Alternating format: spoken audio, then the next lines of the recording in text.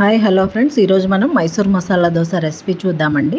దానికి కావాల్సిన పదార్థాలండి. ఇప్పుడు ఆలు కర్రీ చేసుకుందామండి. ఒక ప్యాన్లో ఆయిల్ వేసుకొని దాంట్లో ఆవాలు, జీలకర్ర, మినప్పాళ్ళు అన్నీ వేసుకోవాలండి. ఆనియన్స్, కరివేపాకు వేసుకొని మగ్గిన తర్వాత దాంట్లోకి బఠానీలు, ఉడికించుకున్న ఆలు అండి స్మాష్ చేసుకొని, కారము, తగినంత ఉప్పు, నిమ్మరసము, కొద్దిగా కొత్తిమీర వేసుకొని కలుపుకుంటే ఆలు కర్రీ రెడీ అయిపోతుందండి మనకి. తర్వాత మనం మామిడి పళ్ళ రసం అండి, మెత్తగా పండిన మామిడి పళ్ళ గుజ్జు తీసుకొని దాంట్లోకి తగినంత చక్కెర యాడ్ చేసుకుంటే మామిడి పళ్ళ రసం రెడీ అయిపోతుందండి.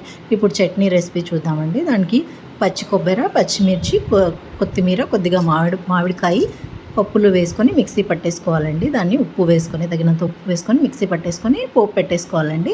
ఇది రెడీ అయిపోతుందండి. ఇప్పుడు దోసపిండి అండి. నేను 5 కప్పుల బియ్యానికి 1 కప్పు మినప్పాళ్ళు, 1 పిరికెడు అటుకులు తీసుకొని రాత్రంతా నానబెట్టేసి పొద్దున మిక్సీ వేసుకొని ఒక 8 గంటల పాటు ఫెర్మెంట్ చేసి తగినంత ఉప్పు వేసుకొని కలిపి పెట్టేసుకున్నానండి. మనకి తగినంత కొద్దిగా నీరు వేసుకొని వాటర్ వేసుకొని కలుపుకోవాలండి. ఇప్పుడు దోశలాగా బ్యాటర్ రెడీ అయిపోతుందండి. ఇప్పుడు ప్యాన్ మీద దోశ వేసేసుకొని ఆయిల్ వేసుకొని లిడ్ పెట్టుకోవాలండి. చూడండి, ఇలా వచ్చింది దోశ. కొద్ది కూడా విరగవండి, దోశలు నీట్గా వస్తాయి, క్రిస్పీగా వస్తాయి. ఇప్పుడు నేను దోశ వేసుకున్నానండి. దానిపైన ఆలు కర్రీ పెట్టేసుకొని ఇలా సర్వ్ చేశానండి. మీకు కావాలంటే అలా కూడా సర్వ్ చేసుకోవచ్చు. Bye friends.